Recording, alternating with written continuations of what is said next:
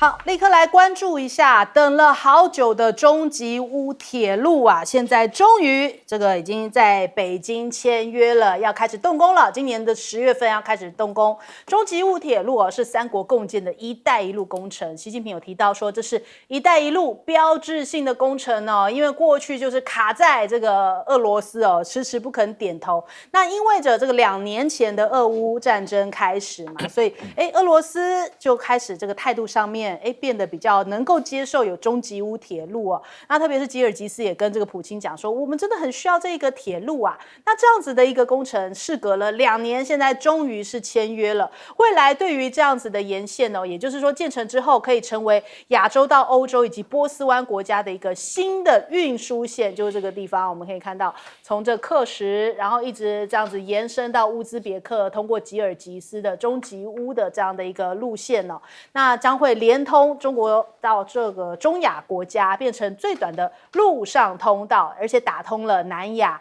中东这些大市场，进一步的扩大地区国家的对于中国大陆的合作。苦等了27年呢，这对于中国大陆的战略意义有多大呢？其实这是2022年普京放行的哦，那有外界有讲说，其实也是一种拉拢中国大陆的意味非常的浓厚。那建成之后呢，其实也可以节省大概7到8天的时间呢。那克什这个地方可以说是中国大陆通往中亚的大门，也是稳定中国西部地缘政治安全的一个基点。那人家讲说，哇，这个中吉乌铁路其实不光是这个从中国通到这个中亚这么重大的一个意义哦，其实也代表着中美博弈走向了高潮。根据这个边缘地带论的学说，他们是基于陆权论和海权论的修正，认为说谁能够控制欧亚大陆，谁就控制了世界的命运。欧亚大陆的4个边缘地带，也就是欧洲、中东、印度跟东亚哦，这些年美国都是绕着这4个地区在做文章。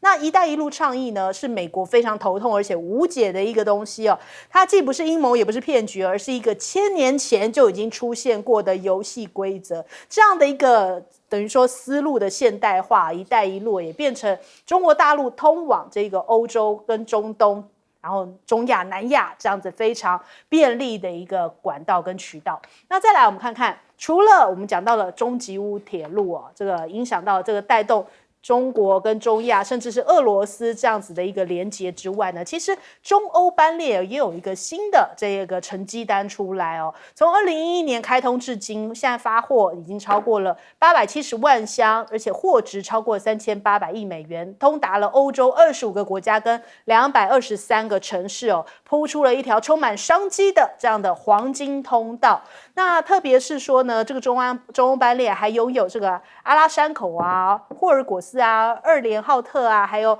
满洲里这些口岸哦。那我们就看很多的分析在讲，过去啊，其实西方不断在抹黑，就说这个中欧班列哦，这是赔本吆喝啊，这个赚吆喝啊，然后入侵欧洲。可是当初黑的有多凶啊，现在就有多尴尬。因为的确哦，习近平喊出了这样子的一个中欧班列的战略，是在2014年的 APEC 会议期间，他当时提出了一带一路的远大战略的一个规划。那事实上，这个丝绸之路经济带以及海上丝绸之路哦，是贯穿了欧亚大陆，现在目前已经通达了这个25个欧洲国家，所以影响力非常的广。那当然也带动了经济，很多像是我们看到中国大陆的一些新能源车哦，也是这样子，搭乘着这个中欧班列，这样迈向了中亚地方。所以像是比亚迪啊什么的，就开始在中亚这边赚得盆满钵满哦，也是打进了这样的市场。那再来我们看看中国大陆现在也对于美国有一个反制措施哦，习近平最近发动了删除美国这样的一个做法。那这是《华尔街日报》讲到说，中芯国际哦，他们现在目前在提高晶片产量，那可能也会抵消美国对于中国大陆出口的一些效力。那根据中芯国际他们的这个成员就提到了，这个国际独立董事会的成员杨光磊讲说，现在目前呢，透过一切的美国对于中国的阻止哦，你就是等于迫使沉睡的狮子醒来。因此，中芯国际在加速国际化，要戒掉对于美国的依赖。那他们其实包含了这个中芯金城新厂也在积极的将这个国产的半导体纳入生产线。外媒怎么看呢？他们说这样的一个加速国际化其实以美国为首的多个国家针对大陆来实施出口限制试图是要削弱大陆的这个高端晶片的能力，但是反倒呢，这变成了从阻力变成一个助力让中国大陆就毛起来，就干脆我们自己本土来加速发展。那所以《华尔街日报》说，大陆晶片制造商中芯正在把这个国产半导体的设备纳入生产线那就是说，慢慢的，美国你可能要从中国大陆这样的一个供应链当中，你要消失了，你要被删除了，这是美国想到的结果吗？是不是对美国自己反而有伤呢？我们来问一下亮哥怎么看？这个“一带一路”几乎可以说是完全是习近平的政绩了，因为他2012上台，然后就在哈萨克第一次提出这个 idea 所以几乎就是在他任内完成的。这个几乎没有人认为这个是有可能落实的，因为你要签各国要去统合关税那统合铁路的那个轨距然后每一个国家都要愿意让你穿越，近乎不可能所以它是完成了一个，坦白讲是国际地缘政治不可能的任务那完成了之后，当然就产生了国际秩序的重大影响嘛第一个就是它拉近了跟中亚的关系嘛，那后来中吉乌铁路的需求就出现了那这个坦白讲，没有俄乌战争，俄罗斯也不会同意为什么呢？因为这一条没有经过俄罗斯，那也就意味着，他如果从乌兹别克再往上拉，比如说经过伊朗再到土耳其，那就进入南欧了嘛。那这个就是中国进入欧洲不经过俄罗斯的一条中欧班列这个所以俄罗斯就地缘政治角度看，他本来是不可能同意的，对所以吉尔吉斯拜托了25年都没有通过那结果就在25年的时候，因为俄乌战争就通过了那花了2年才签约，为什么呢？因为你就知道这条铁路有多难盖了。据我了解，都在做可行性评估了，难度很高了。好像说轨道上面有一些差异。对，然后也有一些地形等等反正就是这个，如果不是中国的基建能力，坦白讲恐怕也盖不出来了那这是第一个啦，就是说它拉近了它跟中亚的关系，所以后来我们就看到中国中亚峰会嘛那其实还有更大的，就是它因为这样直通欧洲啦所以欧洲，不然中国大陆跟欧洲，你凭什么去跟美国叫板欧洲一定一面倒向美国嘛，那就是因为中欧班列，然后改变了整个中国跟欧洲的贸易上的关系嘛，这当然也包括海运因为中国大陆，我后来去查了一下，它在欧洲大概租的港口大概有将近25个，那这个就是海上丝路通过去，那这个是中欧班列，我觉得就是因为这样，所以才使得欧洲逐渐的在中美之间，至少在经济上那跟中国的经贸就产生了一个新的杠杆，这样。好，来请教赖老师。中欧班列能成功跟疫情期间也有关系，对，因为疫情期间我们的海运都受到很大的影响，这个时候中欧班列它显得更加的珍贵，这个叫国运。对，然后所以使这个中欧班列从原本几乎是贴钱经营的，马上转为开始赚钱了，然后它变成一个依赖感很重的一条运输系统。对，这个运输系统目前来讲已经需求量太高了，那怎么办？那必须要对于中亚这个地方继续要走了。这次的中吉乌的铁路为什么那么重要？是因为中吉乌它会连接到哈萨克，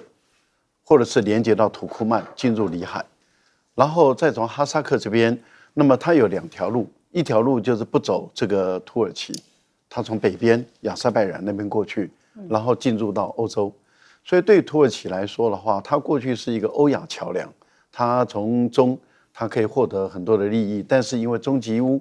或者是中欧班列的成功，所以它的很多的运输线已经绕开了土耳其，土耳其很明显的受到了影响。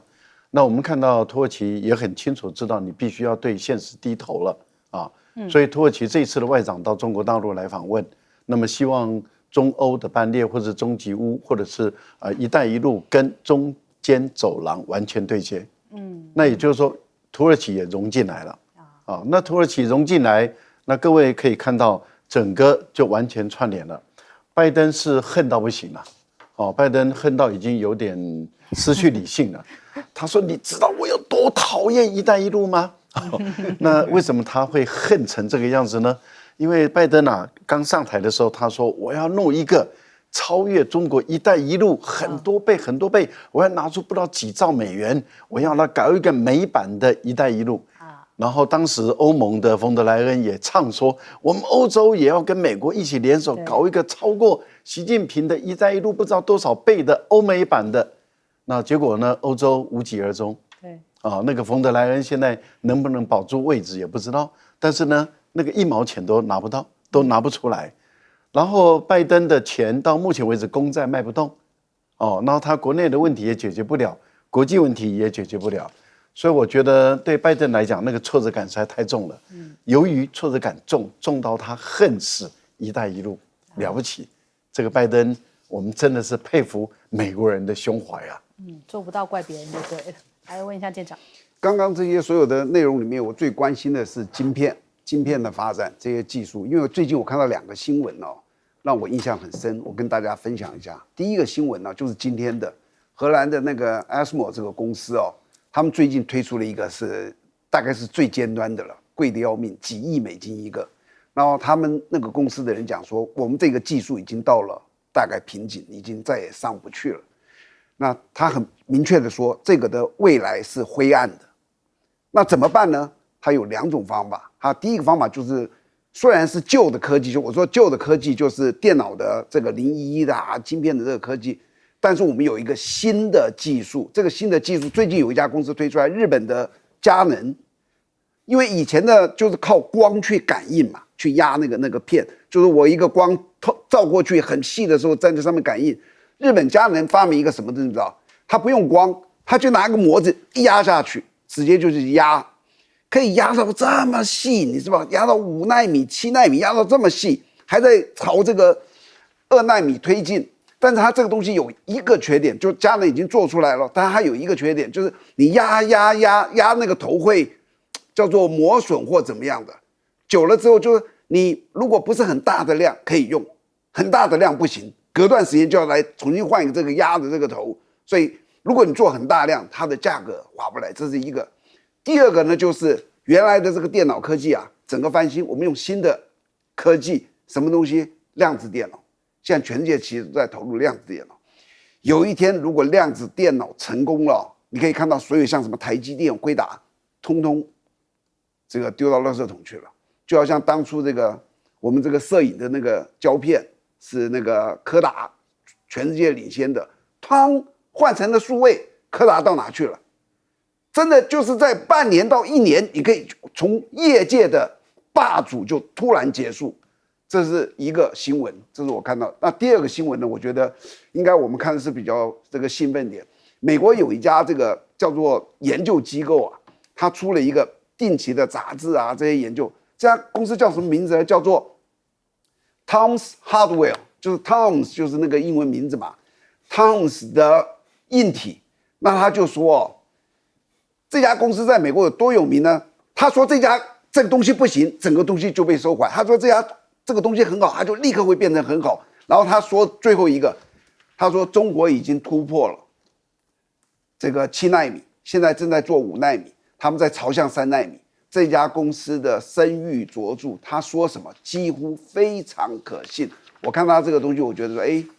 我不知道中国怎么做到。他有说他的一个那个技术，现在时间来不及了，但是大家对这个中国大陆的这个晶片突破要有一点信心。好，我们先休息一下，广州马上回来。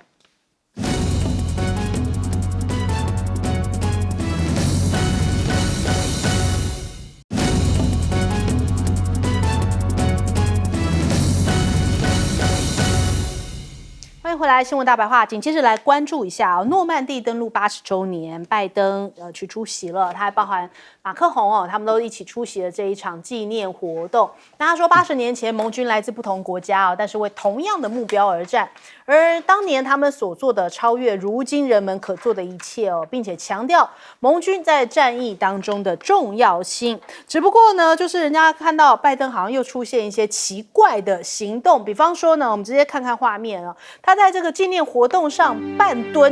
人家想说，怎么突然蹲下去了呢？那是要找椅子吗？还是什么？他就这样开始，大家看到他就这样子弯下去，也不是深蹲，那他就原地弯下去了，在半蹲。人家说这可能是在找椅子吧。那再来呢，还有他对于这个诺曼底的老兵我们平常可能会有 Give me 5， 然后但是他给人家一拳。怎么会这样子呢？就是握完手之后，然后世界仿佛停止，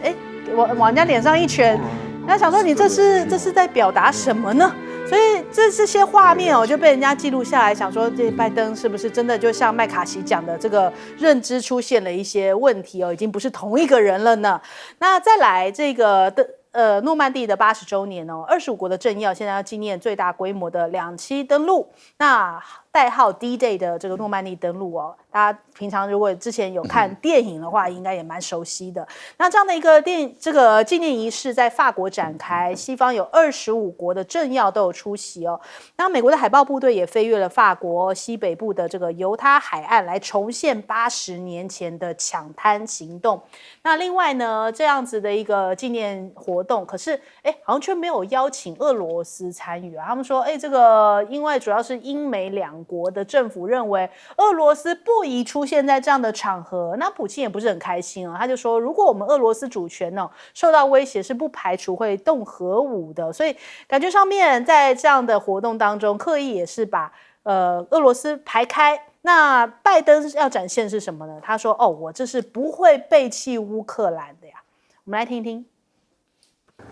Ukraine has been invaded by a tyrant. The United States and NATO and a coalition of more than 50 countries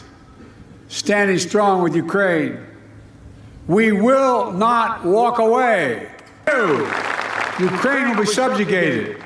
and will not end there. Ukraine's neighbors will be threatened. All of Europe will be threatened.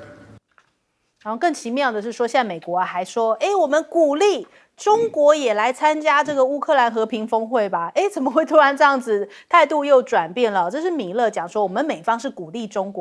方来参与这样子一个瑞士的乌克兰和平峰会。所以你看，这个美国就是西方这些做的一切，好像都没有在想这个泽伦斯基如何连拜登都这样子，等于打脸了泽伦斯基。因为泽伦斯基就是乌克兰有讲说，我们现在是要反击嘛，就是已经没有红线了，我们要打到俄罗斯去了。结果拜登讲法是说，乌克兰不能用美国援助的武器去攻击莫斯科，等于说，打脸泽伦斯基的一个说法。那再来，现在还有传出这个美国会容忍乌克兰总统泽伦斯基继续任职到2025年的春天之后，就会把他给取代。所以现在是不是泽伦斯基所剩的日子，就在位的日子，恐怕也在倒数计时呢？那现在这个普京当然也有所预备北约的秘书长讲说，我们没有对乌克兰有派兵的计划但是他们在波罗的海这边有一个最大的军演正在进行波罗的海行动2024，甚至他们说就是北约成员国去年同意让30万的军队随时待命那所以这样看起来北约动作不断，但是呢俄罗斯的核动力潜舰的4个军舰要访问哈瓦那。古巴讲说不惜核武器对地区没有任何的威胁，感觉好像古巴是站队俄罗斯这一边古巴的外交部就声明我们这样子的一个核动力潜舰还有其他几艘的海军军舰，包含巡防舰他们这个接下来会在12到17号来停靠古巴的首都，这让大家想到前2天不是普京有讲吗？他的一些盟国不排除会有帮忙参与一些反击行动这个代表俄乌是要升级了吗？我们来问一下亮哥怎么看？我现在美国已经允许乌克兰用他的武器那打到俄罗斯，大概在哈尔科夫周边的俄罗斯境内了。可是不能打莫斯科坦白讲，莫斯科还距离蛮远的啦那可是他允许他用的武器大概就是 ATACMS 啊，这种长程制导的导弹，还有滑翔炸弹，还有海马斯火箭弹系统啊。那美国并没有提供他战斗机啊，那我认为他用美国的武器去打到俄罗斯境内啊，俄罗斯也无可奈何啊，不然你要对抗美国啊，他就放了一个话，他说他会把他的武器交给某些国家来对抗西方，那这个指的到底是哪里啊？我觉得比较可能的是给白俄罗斯那白俄罗斯到底会打哪里啊？因为白俄罗斯往上就是立陶宛，那第二个就是他有可能把武器交给中东的国家，来打以色列因为以色列他们也把它理解为西方啊。那另外还有一波武器是丹麦还有荷兰要提供 F-16，那目前俄罗斯的外长已经说了，说 F-16理论上，是可以发射核导弹就是你只要那个导弹也可以装核弹头，所以它视为核武的载体所以你 F-16如果真的来攻击俄罗斯境内的目标，那个普京讲的话是很隐晦的，他说北约有些人口很多的小国你就注意了你不觉得这两个小国刚好合乎条件吗？就丹麦跟荷兰那这个事情就严重了，因为丹麦跟荷兰都是很重要的，我们理解的西北欧的国家啦那我不知道会发生什么事，我真的不知道那可是丹麦已经要移交 F-16给乌克兰，那势必会使用嘛。而且丹麦跟荷兰都是公开讲说，他允许乌克兰去打俄罗斯境内有一些国家会注明条件比如说法国也愿意提供幻象战机，可是法国就不准他打俄罗斯境内，因为法国要考虑到奥运问题比利时也可能会提供 F-16，可是也特别注明你不可以打俄罗斯境内，可是就只有丹麦跟荷兰就公开讲这样。好，来请教赖老师。诺曼底登陆原本应该是朝和平的方式大家纪念在这一天总反攻，然后最后侵略者德国被打败了所以欧洲恢复了和平。那本来这个活动应该是要纪念，那主要的目的是要继续追求欧洲的和平可是，在过去的盟军里面，俄国是主要的盟军之一，而且俄国的死伤非常的惨重，那么挡住了德军往这个俄国往亚洲跟日军会合。其实我们中国也尽了最大的贡献，我们挡住了日军，避免他跟德军会合。所以事实上我们两边都有巨大的贡献。有这么大的贡献，你在这样的一个纪念活动不邀请，那拜登又说这个普丁俄国是暴君，是独裁者。那这样的情形，诺曼底的登陆活动就从本来应该是要往和平的方向走，转变成为一种反俄的战争动员的大会。我觉得这个危险性是存在的。今年的这个活动办的就不是很好，我觉得这是第一点。第二点就是俄乌的战争在升级了因为所有的限制开始慢慢的在取消。那这个最主要是因为乌克兰在哈尔科夫还有在顿涅茨克的战线越来越守不住了，所以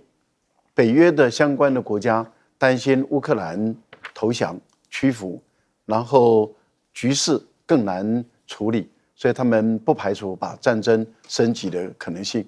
那一旦战争升级，我们看到普丁的反应就很强烈了。第一个，不排除动用战术核武，而且已经把弹头装上去了。一般来讲，我们在战术核武方面是弹头跟载体要分离的，战略核武他们是会装在一起，但是战术核武因为很难防御，所以我们通常是分开。可是普丁的借由这一次的演习，就告诉欧洲，我已经把它合在一起了，随时可以使用。坦白说，这个已经把已经把整个局势升级了。另外也已经量化了。那当然现在在考验这个一旦如果有 F-16战机飞进俄罗斯的本土进行攻击，那普丁会不会兑现他的承诺？那也就是直接攻打提供战机的丹麦或者是荷兰等这些国家，我们也在观察。但是一旦使用的话，你北约该怎么办？一旦打了，北约该怎么办？现在俄国更直接就进入加勒比海举行演习，而这个演习很长的时间，整个夏天都在加勒比海，这个对美国就会产生牵制作用，把美国部分的海军、空军的兵力就牵制在这里。古巴虽然说俄国的核动力潜舰没有带核弹头，问题是美国信吗？另外一个，通常是借由演习，俄国就不排除把他的普丁的扬言，就是要提供武器给相关的国家来对付美国。对，那在演习的期间里面，把武器留在古巴或者委内瑞拉，就不搬走了，那你美国怎么办？离美国还近一点。来问一下舰长，俄乌战争到今天已经大概2年多了。其实我前一阵子我一直认为这个东西已经是强弩之末，已经大概要结束了。我完全料不到，最近突然又好像整个双方又剑拔弩张，又开始要对应起来了。那我从俄乌战争一开始，国内就有一个声音叫做“今日乌克兰，明日台湾”。当时很多人在提醒大家要注意。我觉得现在过了2年多了，如果说这个战争就结束，那当然我们也就不要再去关心这个话题了。但是现在又好像要紧张起来，我再提醒一下，当初这个战争一开始的时候，甚至没有开始之前的时候，其实普丁说过6个停战条件，他有提6个，你就回想去查一下。到今天为止，乌克兰坚持说，当时说我6个都不能同意的，结果这6个现在全都实现了，而且当初只有2个乌东的那个州要求他独立，现在变成4个，所以你就知道这6个他没有一个得到。那乌克兰得到了什么东西呢？他们得到了一个战争英雄，这个人叫做泽伦斯基。然后泽伦斯基除了变成英雄之外，他们为了这个英雄，他们付出的是650万这个逃到国外的这个难民妻离子散，因为男人不能出去要当兵打仗，650万都是妻小妻离子散，国内350万人流离失所，家可能被毁掉了，那还死了30万人以上的军民，这就是他们得到的东西。所以其实我有时候我在认为是什么，你知道？我认为有一天泽伦斯基结束了以后，乌克兰会掉过头来清算他。那现在美国现在说明年这个他可能会下台，大家看看最后他会怎么样。同样的，我们今天也要去想一想，如果有一天两岸真的打起来了，台湾会怎么样？台湾会不会沦落成乌克兰这个样子呢？如果我们不希望这个事情发生在台湾，那我们应该要怎么样做？我觉得这是对我们一个很重要的一个算教训吧。你一定要去避战，而不是说去勇敢的去跟人家对起来。然后接着呢，我特别要讲一下最近为什么突然又这样子，好像双方都剑拔弩张呢？因为前一阵子不是这个普丁到北京访问吗？最后他们分离的时候，你有没有看到习近平很意外的抱着普丁离别？你只要去想想看，如果你是乌克兰人，你看到了这个镜头。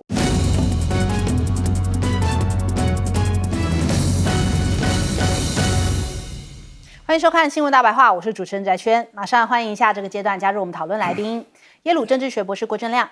大家平安。国际事务专家赖岳谦，主持人好，观众朋友大家好。前张千健舰长黄征辉，主持人各位观众大家好。好，来看一下我们的新任的文人防长这个顾立雄他现在说要端出端午大礼包嘛，下礼拜1就是端午节啦，我们马上要进入到端午连假，他就说要让这个我们的官兵休假呢，回报这个要取消掉，而且传统的刺枪术也要取消掉。他说现在呢，这种图刺不具有这个近战格斗精神的项目，形式主义过多，不符合战训本务的项目，所以就取消啦。那的确，现在的战争可能近战的格斗机会相对较少，但是如果真的遇到这样的格斗的时候，没有经过任何的训练，能够有办法这个就丢掉枪来徒手攻击嘛？这也是被一些这种专家来质疑的哟。那他也提到说，如果解放军进入到我们的12海里我们就会予以反击。那在 PTT 上面，大家就开始在讨论，就说真的吗？确定哦，要确定哦，我们真的能够对他们就是开炮吗？那如果真的解放军进入到12海里的范围之内，我们要用什么样方法来驱逐解放军呢？那大家开始在那边讲说丢石头，或者是说我们找上次误按熊3飞弹的那个小兵来吓解放军哦，所以感觉上面大家都是在底下吐槽的比较多，因为上一回东风飞弹从我们上头过的时候就没有告诉我们这个实际上的状况，所以其实那一篇简直是爆挂，下面大家都开始在那边讲说他不会真的来的时候，他就说那个是友善的共军就像友善的飞弹并不会影响我们，大家开始好像对于国防部的做法是带有一个质疑或者是不具信心的一个说法在 PTT 上面。那顾立雄讲说，没有第一级，只有这个自卫权的行使那自卫权的行使在联合国的宪章规定，遭受到武装攻击或是威胁的时候，就享有合比例的自我防卫之固有权利他是这样子在说那所以到底我们是要进行怎么样的一个自卫权的行使呢？到底是进入到12海里、10海里还是8海里呢？就大家开始不断的有问题网友在问他。那如果解放军没有开火的话，难道我们也要反击吗？所以他一番话出来，又衍生出更多的问题跟更多的假设性的问题那再来我们看看现在中美的布局印太。美日韩他们海保首次进行了联合的训练，他们说将要提出一些支援东南亚或是太平洋的岛国来提升海上保安的能力那外界认为这样的合作协议可能是考虑到要应对加强这个现在目前海洋活动比较增加的中国大陆。那美国的 B-1B 的轰炸机也去到了南海来进行投弹的演练，说是要针对平壤而来那它这是事隔7年再次进行这样的一个联合直攻弹药的实弹投射演练，是要应对北韩最近的一些挑衅动作这是美方的一个说法。那再来今天还有这样的一个消息同样也是好像是这个西方媒体所公布出来，他说五眼联盟有提到了像中国大陆针对这个西方的退役飞官好像在招兵买马就希望说招募一些退役或现役的西方飞官，还有相关的军事人员来协助训练解放军的空军或是海军的飞行人员，来降低西方的嚇阻能力，提高未来的冲突的风险吗？那再来我们看看这个印太6月份的火药库是不是也要开启澳洲驻美大使陆克文他讲说，如果台海战争发生的话，可能会对于全球造成严重的后果，就像是这个第2次世界大战的冲击一般巨大，也会使世界成为一个截然不同的地方。那现在菲律宾跟这个中国大陆在南海这一边互相在指控，特别是菲律宾就讲说，你中国大陆的海警阻挠他们在南海这边的撤离因为他们有一名生病的武装部队的成员，讲说中方的行径很野蛮不人道，因为他们是要去就医的，那结果没想到这个中国大陆海警从事危险的行动，甚至在这些海军刚性充气体运送生病人员的时候还故意冲撞那难道说这样的一个冲突恐怕会引爆第3次的世界大战吗？那我们看看，其实在海警船在海上执法的原则，中国大陆已经宣布了，在6月15号要开始生效一旦这个中国大陆的海警逮捕了菲律宾人，或者是在逮捕的过程当中就是有一些人命上面的一个损伤，恐怕就要牵动美菲共同防御条约。那美国一定得要介入这样子的一个中菲双方的军事对抗那很有可能是南海1914，也就是第1次世界大战爆发的这个时刻美国必须和中国确保不会在2024的6月下旬或者是未来任何时刻重演这样1914的悲剧。可是有办法吗？有办法在这个冲突当中还能够取得一个平衡点刹车吗？我们首先来问一下亮哥，亮哥怎么看？这个顾立雄他说刺枪术不要练，这个等一下2位这个职业的我们军官在我旁边，我不敢乱讲那刺枪术的作用那有人当然说，那是不是学更多格斗术了啊？因为近战的时候是不是那个插刺刀是不是已经很少用啊？那可是还是有短刀的肉搏吧啊？因为我看到英国的资料是说，他们还是会用到短刀的肉搏。那格斗术当然也有了啊，可是好像并不是三军都有学格斗术了哦。这个等一下请我们那个赖老师来补充了啊，他们比较熟悉啊。事实上，顾立雄的讲话比较争议的是放假了，就是说他现在有一点就是说，好像一切都要学美国那种军队比照一般老百姓的上下班啊，那大家可以这个正副主官，我不知道是不是可以同时休假了，因为有人就说，好像依照他的讲法，正副主官该休假就休假啊。那因为跟现在的整个台海的氛围是冲突的啊，因为大家不会认为现在的台海氛围有邱国正那个时候比较轻松，不是吧？对，应该是更严峻吧？对，对不对？那更严峻。那结果你这个时候在讲这种事情，就觉得好像有点不搭调的感觉啦。就说现在台海是很严峻，结果你在说啊，应该正常休假啦，这个士兵也可以出国啦，然后刺枪术也可以不练啦，你到底要干嘛？你是认为我们现在当兵要渐渐让人家觉得是一个自由民主开放的社会，所以要做这种改革吗？哇，就国防部长怎么会在这个时间觉得国军的第一时间要改革的事情是一种自由民主开放的议题呢？为什么不是增加军力，让人家觉得你更有能力防卫台湾？为什么不是这样的议题呢？所以我就觉得很怪啦，就是跟现在的氛围不搭调啊。那第二个那个自卫权那个议题啊，那个议题其实他可以不回答，因为这种议题不好回答。对，那其实他如果不熟，他就不要讲啊，因为邱国正那个时候很老实啊，就在想说他睡不着觉，他在想第一集怎么重新定义，有没有？那引起了轩然大波。对，那我听了半天，我到现在也没有真的了解他的意思啦。事实上，这种第一线的这个 SOP 啊，坦白讲，这个国军还是要拥有一定的他们的隐秘性啊，就是他也不好讲得太清楚了，不然岂不是你把你的兵法都告诉人家？我就觉得他有必要回答这个问题吗？这个我也觉得蛮怪的啊。事实上，恐怕大家还是比较在意，还是他对。因为坦白讲，我也看到风传媒的一个报道啦，一个杨淑妹写的文章，她也是很资深的记者，说顾立雄可能会更倾向李喜明的不对称作战的布局那未来的军购建案会有大的变化。我觉得他恐怕是要回答这一些比较重要吧，而不是要不要练刺枪啊，要不要放假啦，可不可以出国啦。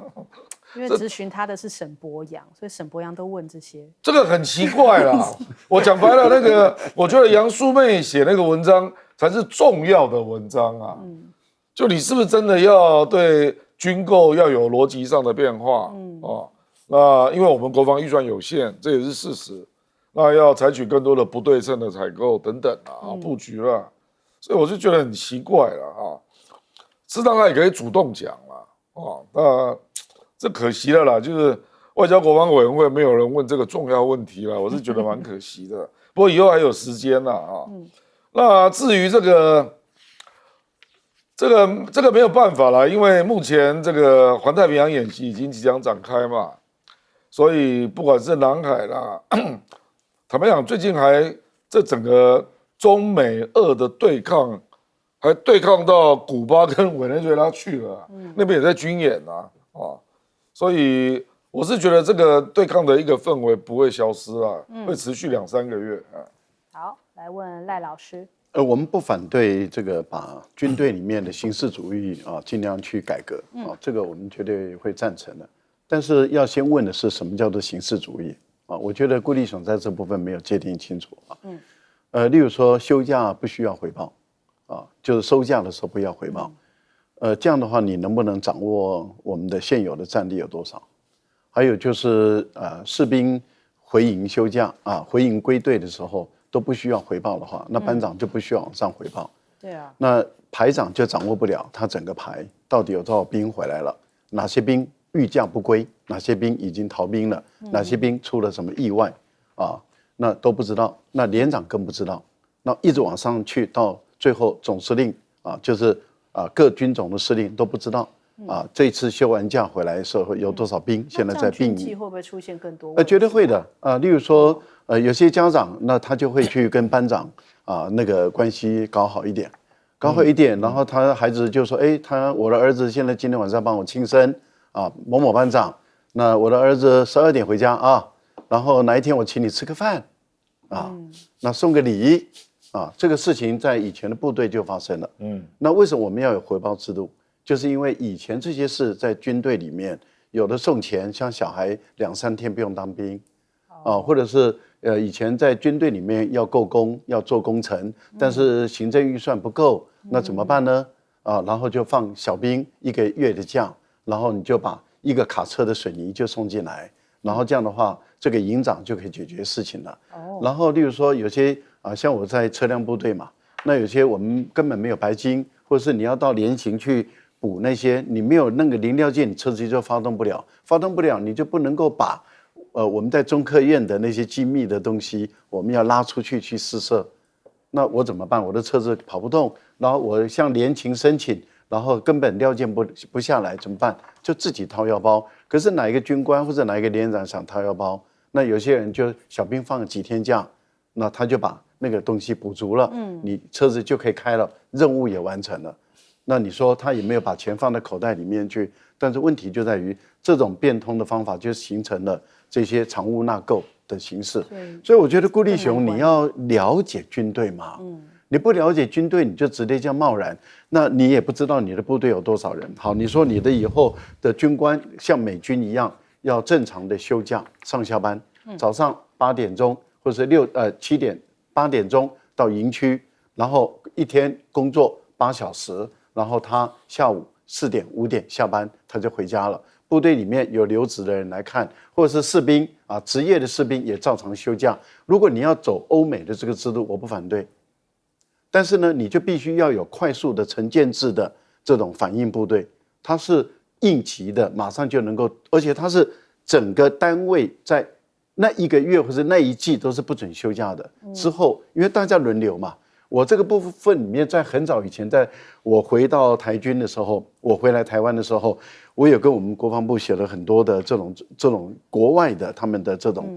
军队的轮值调动的这些计划。那很多长官看了以后，觉得实在是很难学欧美的东西嘛。这个我想你要改革，我支持你，因为我当时我就是要推动改革的。后来这个不行，那个不行，那个不行，那个不行，后来所有的改革案全部都没了嘛。那时候后来马英九当总统的时候，我也写了很多改革案啊。那时候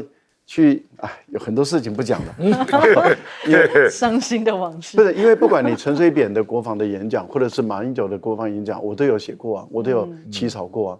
啊。那然后呢？然后就到现在了。然后就到现在了嘛，这个好吧。好，我们来问问舰长。我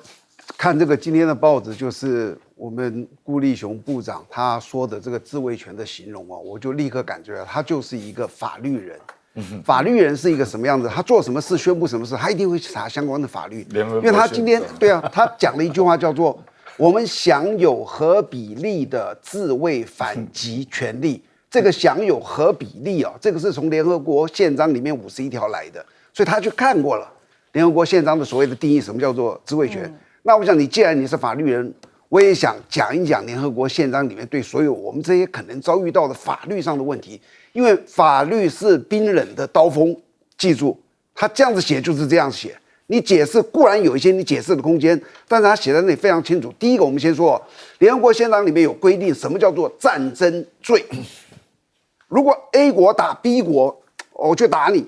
联合国没有同意，你就直接打了。这就是战争罪。你犯了战争罪，联合国可以去想一些方法去制裁你，也许是经济或是联军什么等等。但是这个战争罪的定义里面，这个2个国家都是联合国的会员国，请注意，台湾不是，这是第一个我要说的。那接着你也可以知道，北京现在都说，如果我们将来有一天武统，那个叫做内战的延伸。那大家有没有去查过联合国对内战的定义是什么？他说，国家有权根据国内法处理内部的武装叛乱或冲突。北京有没有一个国内法？有啊，叫做反国家什么的，反分裂国家法，那就是他的国内法。所以对北京说，如果有一天我来去武统台湾的时候，那是一个叫做内战。那别的国家能不能够去涉入内战？不行的，因为这是他自己的主权国有其权利维护其国家的主权，这是一个。那当然你说这是各说各话吧，这是没错，是各说各话。那今年如果说你期望台湾能够打下去，那你要有足够的能力，可是现在看得出来是没有能力，那你就只好期望美国啦，或是联合国啦，对不对？那美国联合国有没有规定说对这种内战，它能不能够去涉入？有，它有一些条件，如果怎么样怎么样怎么样，但是所有的一个结果就是联合国要通过，所以联合国要通过就是他现在有一个12个那个常务理事会，有5大5常嘛，5常要通过啊。你觉得中国会过吗？不会过嘛。上一次不是俄罗斯才宣布普丁说我们支持这个台湾属于的，我告诉你5常里面2个不会过了。好，所以你到最后联合国出兵是舰长，我们想不可能的。问一下，因为他讲到说这个12海里的事情哦，您过去就是担任舰长的时候，比方说像是舰长有没有一些交战的命令或者是什么，大概多近的距离，我们是需要有什么样的一个回应的呢？我在当舰长是25年前，那时候两岸非常的和平，非常和平。我们从来不会去想，也有一些，但他连中线都不会过。我记得那时候是1999年的时候，我在台海危机的时候，我就是舰长，就在海峡中线走。他如果有一个飞机出他的边缘线，我们这里就要叫舰长到战情室了，那就是很紧张的事了，因为他对你的关系，那还得了吗？我那时候在战情室，随时衡山指挥所一个电话铃就响的，可以直接跟我讲话，那个参谋总长可以直接抓掉舰长，你那个现在怎么样？我有一次他还真的还跟我讲话呢，就是他可以直接指挥你，但那个时候真的跟现在差了108000里，频率、距离，通通是不一样的。那接着我要最后讲一个，就是像我真的对辜立雄有一些期待，但是我要先讲，你们应该要做的努力是想办法让北京不要动手，而不是他动手之后我们怎么样还手，这不是你应该去想办法。那如何让北京不要动手？第一个当然是建军备战嘛，嚇阻能力。第二个是什么？你要沟通啊！你们现在完全不沟通的，就在一天到晚在这建军备战，然后对北京各种的挑衅，你让人家下不了台。好比这个赖清德的就职演说，我问你，如果你是习近平，你坐在那里听完他这个演说，你要怎么样？你就让他没事的过去吗？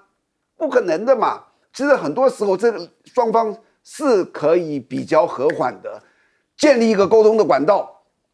重点是不要让他动手，而不是他动手之后你怎么样还手。好，我们先休息一下，广告之后马上回来。